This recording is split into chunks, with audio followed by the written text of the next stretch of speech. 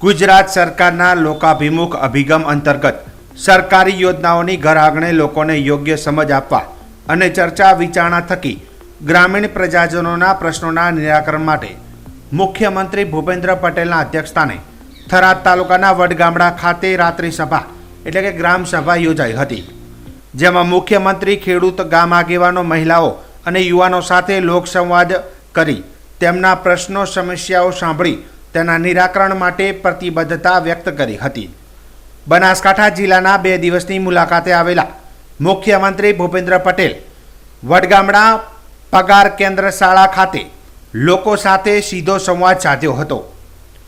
પ્રધાનમંત્રી આવાસ યોજના, આયુષ્યમાન ભારત યોજના, શૈક્ષણિક સહાય, કૃષિ સહાય જેવી વિવિધ સરકારી યોજનાથી લાભાન્વિત થયેલા લાભાર્થીઓએ મુખ્યમંત્રી સમક્ષ પોતાના અનુભવો રજૂ કર્યા હતા અને મુખ્યમંત્રીએ ગ્રામજનોની જમીન રીસર્વે, પાણી, રોડ રસ્તા, કેનાલો, શિક્ષણ, ગામમાં સ્મશાન ભૂમિ માટે જમીન ફાળવણી જેવી અનેક રજૂઆતો સાંભળી તેના નિરાકરણ માટે હકારાત્મક પ્રતિસાદ આપ્યો હતો.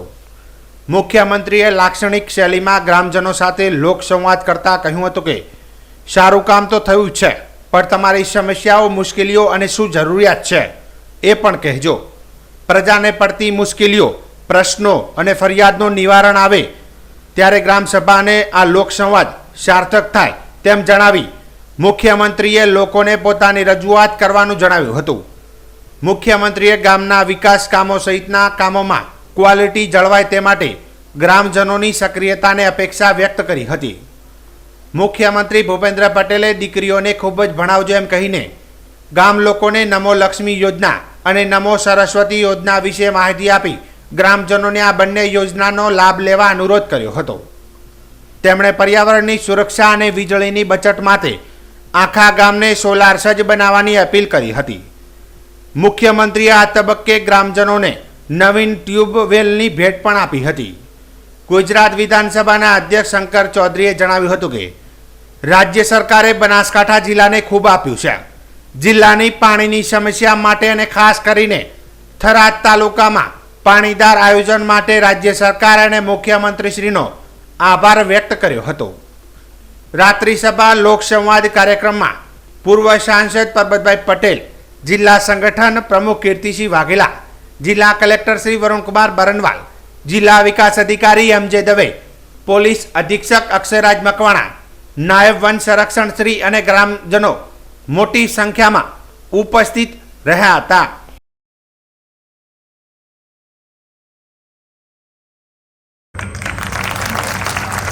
એક વર્ષ મોડું લાગે, કારણ કે બીજે ક્યાંક કોઈ ઇમરજન્સી આવી હોય, કોઈનું કામ કરવું પડે એવું તાત્કાલિક, તો બીજા વર્ષે થાય. પણ આયોજનબદ્ધ રીતે કોઈને કોઈ મુશ્કેલી પડે એવી નથી. છોકરાઓથી ભણવાથી માંડીને અત્યારે મેં બે યોજના કીધી, બરોબર યાદ રહી છે ને? છોકરાઓને વધુ ને વધુ ભણાવો અને ભણાવશો, કારણ કે આપણે ઇલેક્શન આવતું હોય એટલે હમણાં જ ઇલેક્શન ગયું છે એટલે આપણે બધાએ અહીંયા આગળ તો ચિંતન કરવું પડે એવું જ છે. પણ ઇલેક્શન આવે એટલે રોજગારીનો પ્રશ્ન આવે, ક્યાંક ને ક્યાંક રોજગારીનો પ્રશ્ન આવે. પણ રોજગારીનો પ્રશ્નનો જવાબ શું? એ માન્ય નરેન્દ્રભાઈએ 2003માં વાઇબ્રન્ટ કર્યું અને આ વાઇબ્રન્ટ થકી દેશ અને દુનિયાનો વેપારી અહીંયા ગુજરાતમાં આવે એના માટેનું પ્લેટફોર્મ 2003માં પૂરું પાડ્યું.